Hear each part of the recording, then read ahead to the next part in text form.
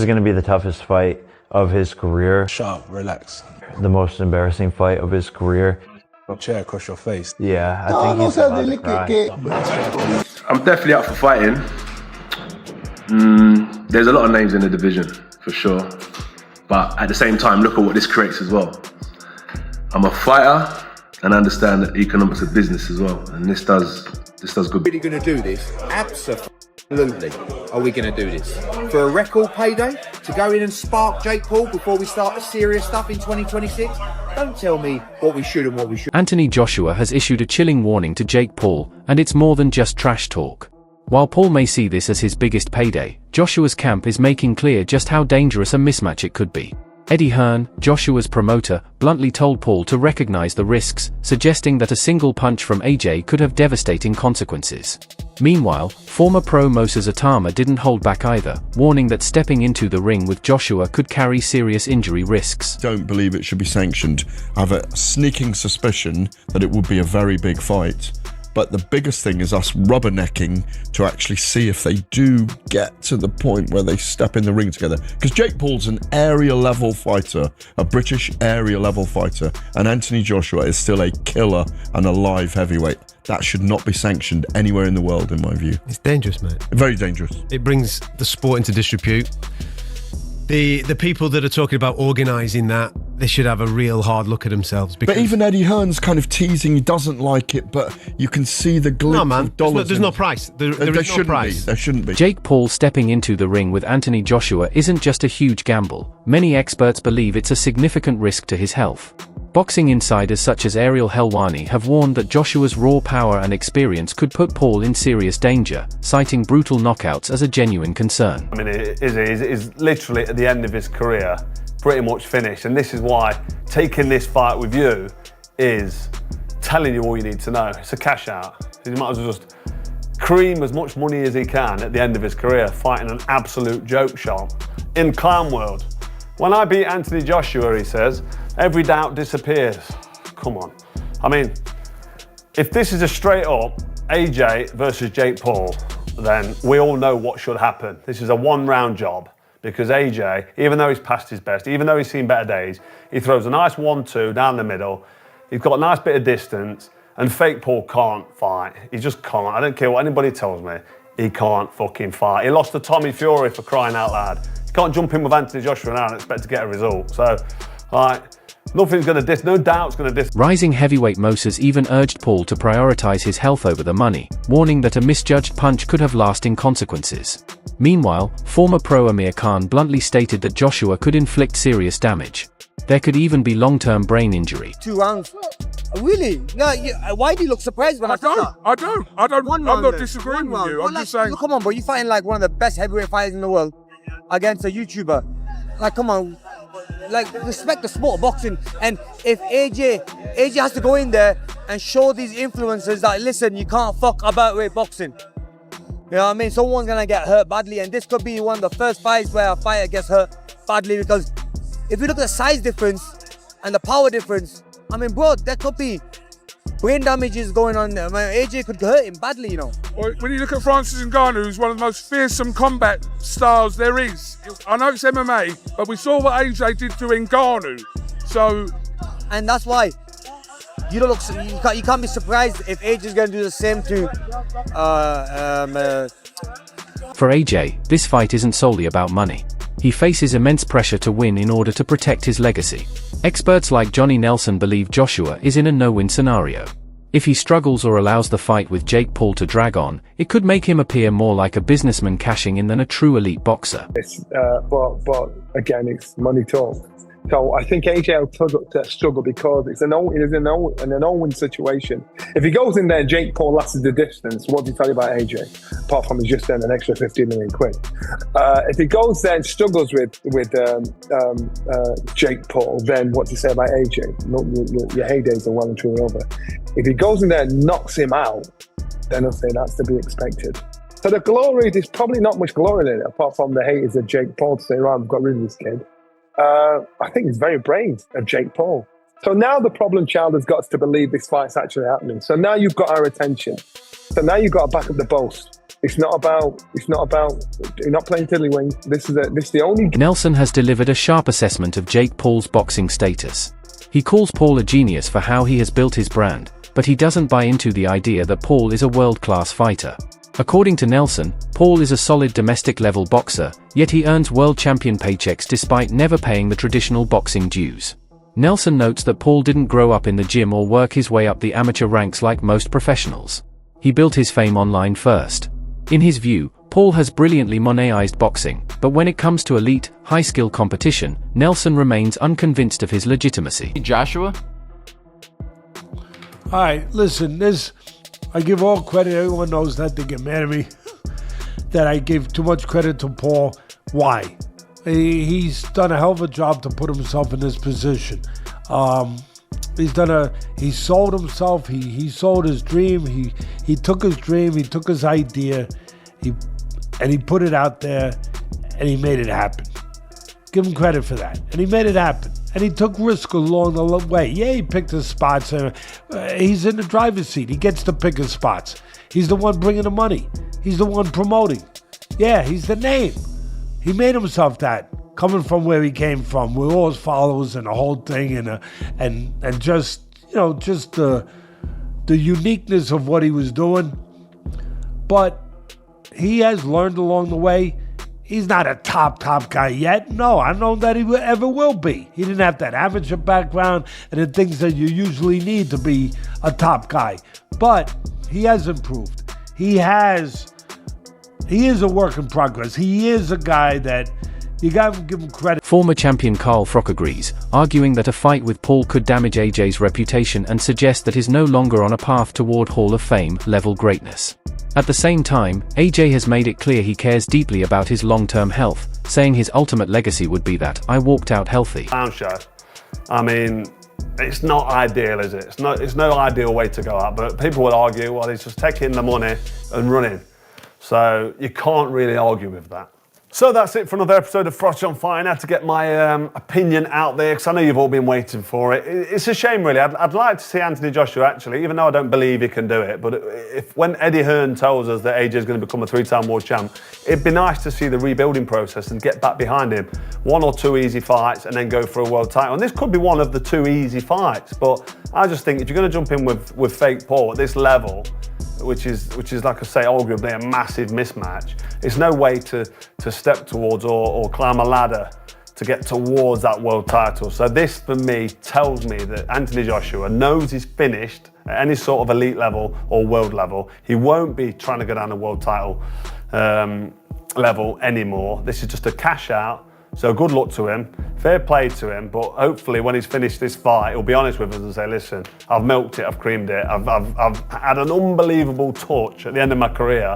I mean, he's already had an outrageous touch, hasn't he, with the involvement of Saudi Arabia, and now he's just creaming it at the end. He's got fake Paul, which is massive. Great for AJ, fair play to him. Anybody would do the same at the end of the career he's had.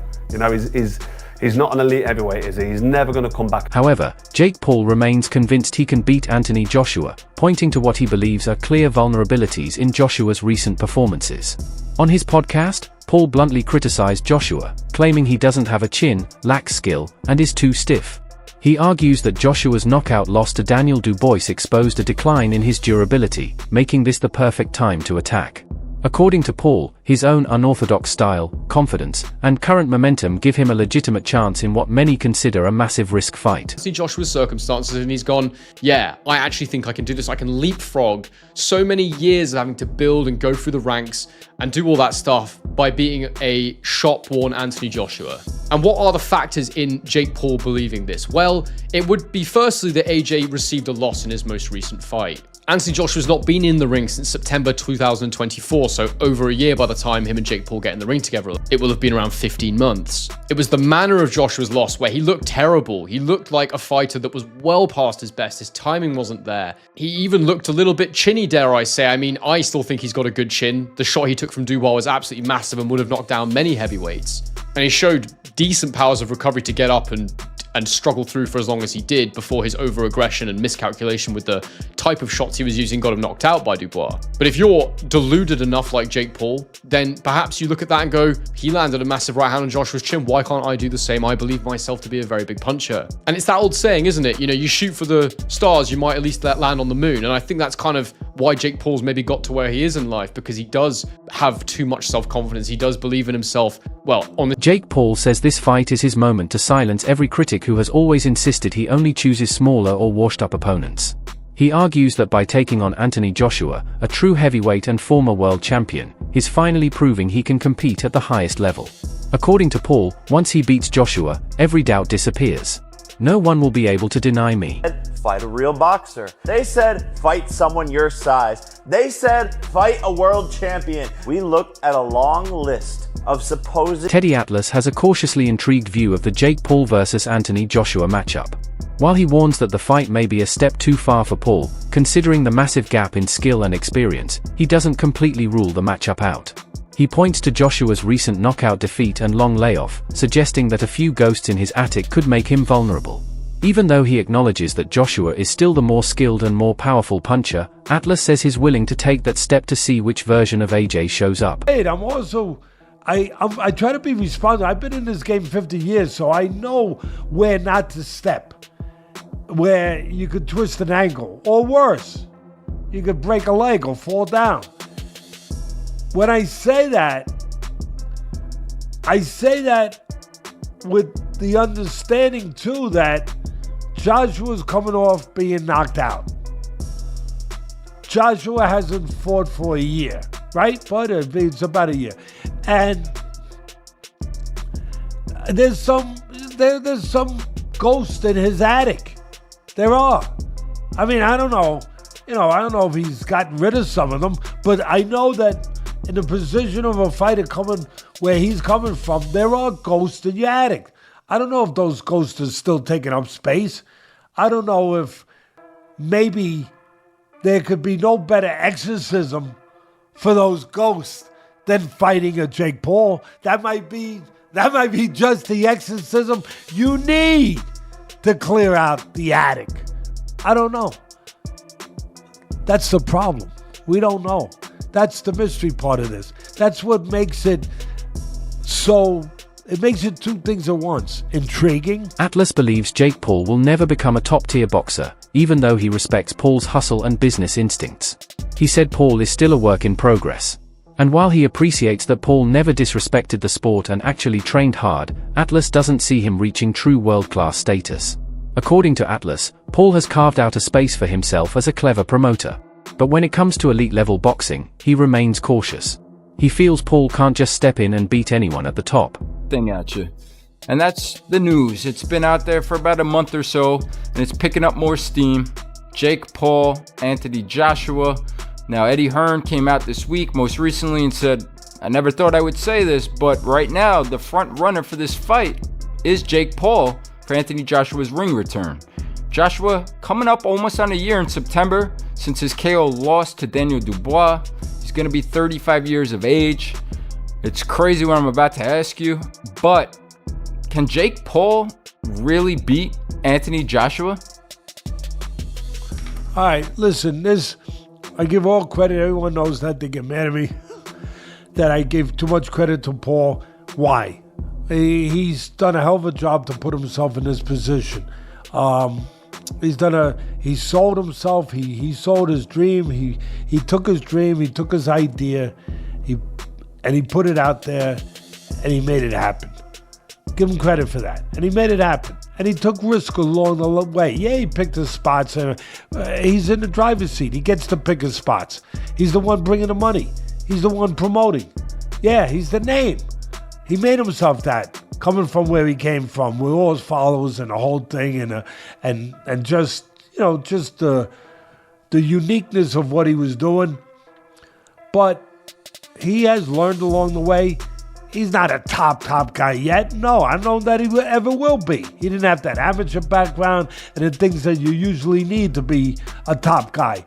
But he has improved. He is a work in progress. He is a guy that You gotta give him credit that he's respected the sport. Boxing commentator Ade Oladipo has explained it in blunt terms. If Jake Paul and Anthony Joshua truly step into the ring together, he believes Joshua will finish things quickly. In a recent interview, Oladipo argued that Paul's confidence doesn't match the danger of facing a former heavyweight champion. He even suggested that AJ could knock Paul out within the first 30 seconds. While he does credit Paul for having the courage to call out such a massive opponent, Oladipo clearly leans toward Joshua's experience and power to dominate the fight. Jake Paul has also dropped a stunning number, claiming that his blockbuster matchup with Anthony Joshua could be worth around $267 million. Although reports suggest that Paul and Joshua might each earn around $92 million, Paul's own post has sparked speculation that the total package, including streaming rights, pay-per-view earnings, and additional deals, could be even higher. If accurate, it would make their showdown not only a huge athletic event but one of the most lucrative fights in boxing history. Jake Paul. Jab. AJ. Defense. AJ. Chin. AJ. Footwork. AJ. Boxing IQ. AJ. Personality. If Jake Paul takes a brutal loss against Anthony Joshua, it could seriously damage his drawing power. Right now, Paul is one of the very few crossover fighters who can consistently deliver big pay-per-view numbers due to his massive social media influence. But a high-profile defeat to a legitimate heavyweight like AJ would give critics real ammunition. They'll claim he isn't durable, not truly elite, and simply can't compete with top-tier professionals. Even his biggest celebrity fight appeal could fade. Casual viewers might stop watching if they begin to believe Paul is nothing more than a YouTuber pretending to be a boxer. Promoter Eddie Hearn has even warned that this might mark the end of Paul's boxing brand if the night goes badly. In conclusion, the potential matchup between Jake Paul and Anthony Joshua is far more than a simple spectacle. It's a high-stakes gamble on multiple fronts. Paul views it as the fight that could finally validate his place in real boxing. But many insist he's playing with fire against a heavyweight of Joshua's caliber. Critics highlight serious health risks for Paul, pointing out the massive gap in size, power, and experience. Meanwhile, for Joshua, the motivation appears primarily financial. Promoters suggest it could be the biggest payday of his career. But even a single misstep could harm his reputation. While the fight promises enormous attention and huge profits, many in the boxing world see it as a dangerous showdown driven more by money than true sporting merit. Swings away, stands up straight, and he throws punches, but it's not professional boxing. Because when I watch him box, he does so much wrong. It's just everything's wrong. It's so bad. He's got leaky defence. He telegraphs his punches. Like, you put him in with someone his own size, it was a professional, and it's a mismatch. And you'll see that if he ends up fighting somebody. Tommy Fury, bless him, he's a pro boxer, but he's inexperienced. He's got no amateur pedigree. He's a raw novice, or maybe just above the raw novice. I was saying earlier, where would I put him in terms of levels? He'd do well to win a British title. He's at that sort of level, and then from British title to world level, it's like different worlds.